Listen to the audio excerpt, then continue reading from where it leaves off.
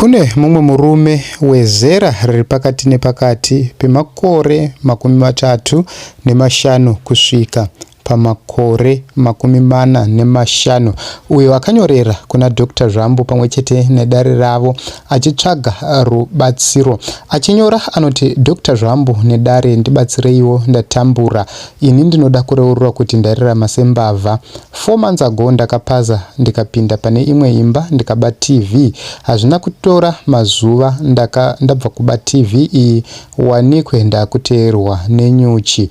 Zvekuti ndangozara nenyuchi. Kudodi nyuchi hadzisi kubva.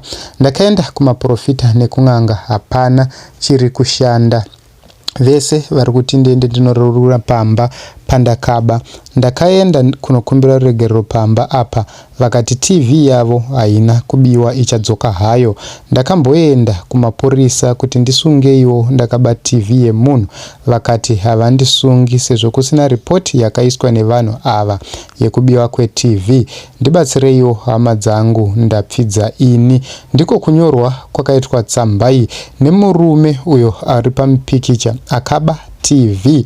Ndiye wamuri kuona ari pamupikicha ane chivhitivhiti kana kuti ane TV yaakaba, uye ruoko rwake rwakazara nyuchi. Icho chinova chishamiso kana chinova chikatyamadzo kuti ndezvipi zvaakuitika mukati menyika yeZimbabwe. Murume uyu pakutaura kwake, sezvaataura iye patestimoni yake, munhu anga achirarama nekuba kana kuti airarama sembavha, asi hazvina kumumirira zvakanaka mushure mekunge agara kwemwedzi inokwana 4 kana kudarika achiteerwa nenyuchi kana kuti akazarwa nenyuchi. Ndizvo zvimwe zvezvinhu zviri kuitika mukati menyika yeZimbabwe. Muri kuitika zvinhu zvinotyisa, zvinoshamisa nezvimwe zvinhu zvekuti kana ukazvinzwa unotoshaya kuti zvinhu zvacho zviri kumbofamba sei.